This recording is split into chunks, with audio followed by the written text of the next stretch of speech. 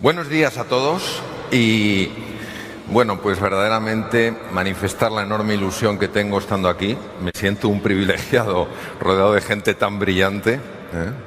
Agradezco la generosidad de los organizadores de invitarme.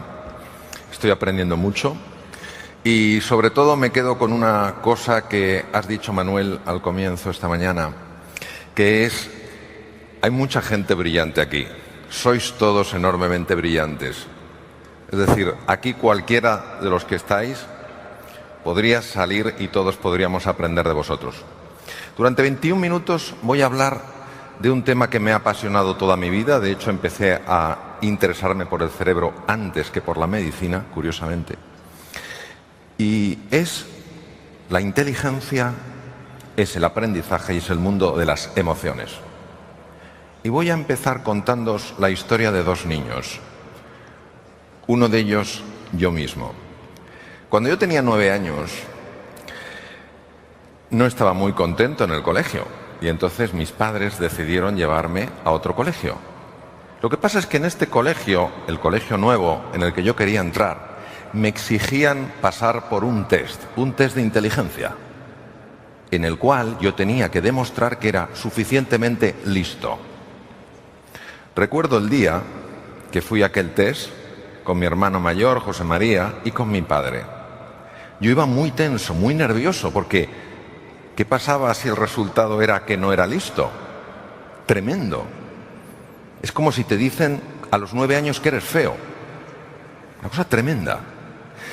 Yo estaba tan tenso que mi padre, el hombre, queriendo ayudarme, habló con el bedel, la persona que de alguna manera organizaba la entrada a los test, y le dijo: ¿sería usted tan amable de decirle a mi hijo Mario que esto no es una cosa tan seria, tan importante? Y dice: ¿qué va, chaval? Si esto es una cosa sencilla, fácil. Por ejemplo, te pueden hacer una pregunta tan sencilla como: ¿qué harías para comerte una naranja? Y yo directamente dije: morderla. Y él me miró con una cara de pena. Y mi hermano, acto seguido, dijo: pelarla.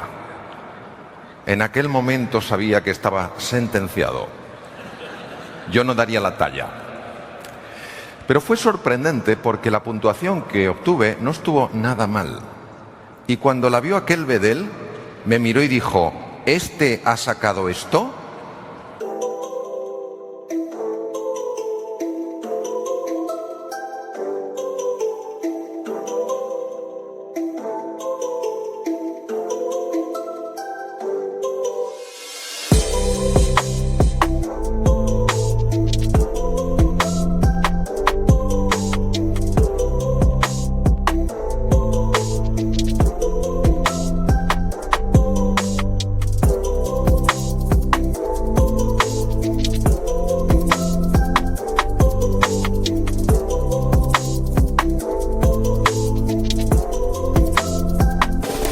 Y mi padre dijo: sí.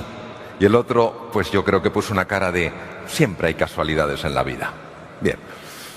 La segunda historia es una historia fascinante. Es un niño que, cuando es pequeñito, su hermano Curtis, él y su madre son abandonados por su padre. Es un niño de color, se llama Ben Carson. Gente muy pobre, viven en Detroit, un barrio muy peligroso. Yo trabajé durante una época en un hospital en Henry Ford en Detroit, y Detroit es una ciudad muy, muy violenta. Este niño era considerado the dummy, el estúpido de la clase. Imaginaros lo que es que alguien, cuando te mira, te vea como un estúpido. Tanto que al final cargas con una etiqueta de quién eres tú. Yo, un estúpido. Tenía tanta tensión, tenía tanta tristeza y tanta rabia, que en un momento de desesperanza cogió un cuchillo y se lo intentó clavar a un amigo suyo, con la fortuna de que se partió la hoja al chocar con la hebilla del cinturón. En aquel momento el joven Ben experimentó una crisis emocional, se dio cuenta de que tenía que hacer algo diferente, que así no podía seguir su vida, pero no sabía qué hacer. Un niño norteamericano pasa una media de 7 horas y media al día viendo la televisión. Ben no era una excepción en aquella época. Pero su madre le dijo que había tenido una revelación durante un sueño y que lo que ellos tenían que hacer, tanto Curtis como Ben, era leer. Ellos no leían prácticamente nada, no leían un libro. Como no tenían dinero para comprarse libros, iban a la biblioteca pública de Detroit. Ben empezó a interesarse por la naturaleza, por los minerales, por los vegetales y por los animales. Un buen día el profesor de ciencias llegó a la clase de ciencias y llegó con una roca de color negro, una roca extraña, y dijo: ¿qué es? Ben inmediatamente supo que esa roca era obsidiana, pero Ben era el tonto de la clase. ¿Para qué iba a hablar? Esperó a que hablaran los más inteligentes, los que sabían más, los que tenían más conocimiento. Pero esos chicos estaban callados. Entonces esperó que hablaran los otros, los que eran un poquito menos inteligentes. Tampoco dijeron nada. Y al final tímidamente levantó la mano. Al levantar la mano, el resto de sus compañeros le miraron sorprendidos, como diciendo: pero Ben, ¿pero cómo te atreves? El profesor podía haber dicho: venga, Ben, tú esto no lo sabes, y haber guardado la roca. Pero el profesor le miró a Ben y le dijo: Ben, ¿tú lo sabes? Sí, yo lo sé. ¿Qué es? Es obsidiana. Sí, es obsidiana. En ese momento Ben observó cómo la cara de sus compañeros cambiaba. Y el profesor podía haberse quedado ahí y decir: bueno, sí, Ben, obsidiana, muy bien, has acertado. Dijo: Ben, ¿sabes tú algo más de la obsidiana? Vaya que sí sabía Ben de la obsidiana. Empezó a contar de la obsidiana y el resto de la gente perpleja. Bien, este niño que era el tonto de la clase, este niño que tenía una crianza muy dura en la pobreza, en la dificultad, este niño experimentó un cambio muy profundo. Tan profundo fue el cambio que quedó el número 1 de la clase, el número 1 del colegio, el número 1 de todas las escuelas de Detroit. Fue becado por la Universidad de Yale y es el mejor neurocirujano infantil del mundo. El doctor Ben Carson, jefe de neurocirugía infantil del Johns Hopkins en Baltimore, Maryland. Entonces, uno se pregunta: ¿cómo es posible que etiquetemos la inteligencia con un test de cociente intelectual, y que pongamos una etiqueta a una persona y digamos: ¿eres inteligente o no eres inteligente? ¿Cómo es posible? ¿Cómo podemos ignorar estos hechos? Que una persona condenada al fracaso aparentemente por su torpeza intelectual pueda convertirse en el mejor neurocirujano infantil del mundo, la persona que tiene más experiencia en craneopagos, siameses unidos por el cráneo. Hablamos de operaciones de 100 horas.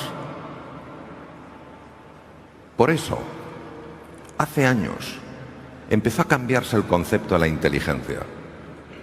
Y la inteligencia ya no era algo fijo, no era algo determinado, no era algo que tú tenías y es lo que había. La inteligencia era una ventana. Una ventana.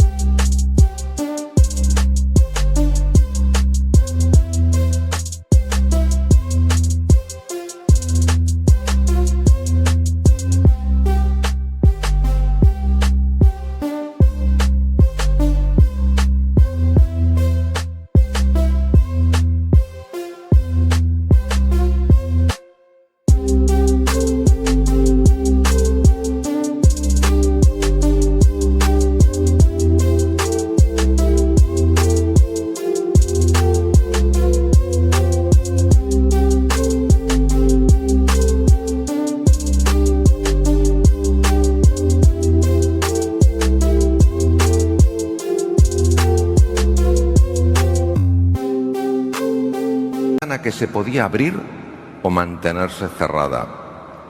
Una ventana que cuando se abría, tú empezabas a descubrir cosas, empezabas a comprender, empezabas a asociar, empezabas a crear. Y hace 40 años aproximadamente, dos grandes pioneros norteamericanos, uno de la Universidad Harvard y otro del MIT, decidieron empezar un proyecto para intentar entender la inteligencia. ¿Y sabéis con lo que se encontraron? Se encontraron con algo extraordinario. No hay una inteligencia. Con lo cual yo no puedo decir eres o no eres inteligente. Hay 9 inteligencias diferentes. Y si a ti te explican las cosas en base a tu inteligencia, tú puedes entenderlas. Pero si no te las explican en base a tu inteligencia, tú no puedes entenderlas. Hay personas que necesitan ver las cosas de forma secuencial, lógico-matemática, para, ahora lo comprendo. Hay otras personas que necesitan ver una imagen global, inteligencia visual espacial. Hay otras personas que tienen que moverse, que tienen que tocar, que tienen que manipular, inteligencia kinestésica.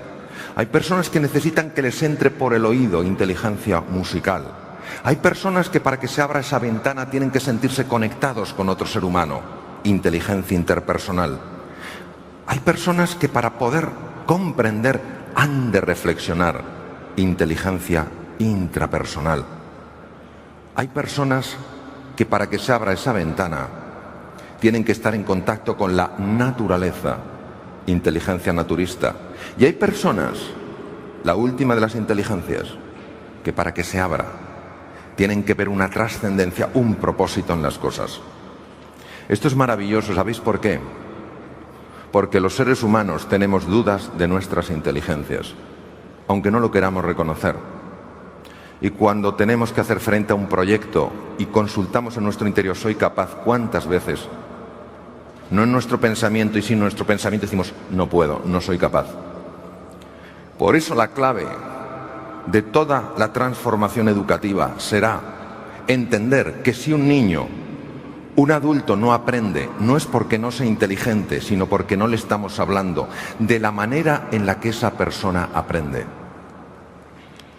Aprender algo nuevo es entrar de lleno en el mundo de la incertidumbre. Y todos sentimos miedo. Sentimos miedo de irnos más allá de lo que conocemos. Sentimos miedo de ir más allá de lo que controlamos, de aquello que es predecible. Y por eso no tiene sentido que el aprendizaje esté basado en la coacción. No tiene sentido que el aprendizaje esté basado en la obligación. Si tiene sentido que el aprendizaje esté basado en la necesidad de aprender y en la inspiración, las ganas por aprender. Cuando una persona, sea niño, sea joven, sea adulto, dice, yo necesito aprender esto, sea un idioma, a manejar un ordenador, un deporte, lo que sea, cuando verdaderamente lo necesita, y en ese momento resuelve, yo me pongo en marcha, en ese momento empieza a cambiar toda la anatomía y la fisiología de su propio cerebro. El proceso de aprendizaje tiene 3 fases muy conocidas. La primera es una fase donde tú pruebas y te equivocas. Yo me cambié de sistema informático y al principio me sentía perdido, llevaba años con un sistema informático y cambié radicalmente. Entonces cometía errores, aprendía, cometía errores, no me salía nada bien y poco a poco vas teniendo una cierta competencia. Y cuando has conseguido esa competencia te empiezas a ilusionar, sigues y puedes llegar, no es mi caso, ojalá algún día lo sea, llegas a la maestría. Ahora, lo que os quisiera decir es lo siguiente. Cuando un ser humano dice, yo necesito aprender esto, o se siente inspirado a aprender, y resuelve, determina, se compromete con el aprendizaje, empieza a cambiar su cerebro. Hay una serie de procesos que se han visto en niños y en adultos. Y por tanto, la reinvención del cerebro humano es una realidad independientemente de tu edad. Primer proceso. Cuando tú, inspirado por una posibilidad de aprender, por algo que quieres que entre en tu vida, te pones en ese proceso complejo y hermoso de aprender, aumenta el riego sanguíneo de ciertas partes de la corteza cerebral específicamente de una parte situada detrás de la frente y encima de los ojos, llamada corteza prefrontal. Cuando va más riego sanguíneo a mi cerebro, ¿qué es lo que pasa? Que yo empiezo a ver con más claridad, empiezo a ver con más foco, aprendo más deprisa, soy más creativo. También se ha visto que aumenta la neuroplasticidad, es decir, las neuronas se conectan más entre ellas. Esto es básico, porque neuronas más conectadas, mayor capacidad de resolver problemas y desafíos. Y lo tercero, que también se ha demostrado en adultos, una colaboración Instituto Salk en La Joya, San Diego, y el Karolinska en Estocolmo, es que nosotros también, los adultos, podemos generar nuevas neuronas. Las neuronas no se reproducen, son muy complejas, pero sí se regeneran a partir de células madre, de células pluripotenciales localizadas en las cavidades del cerebro.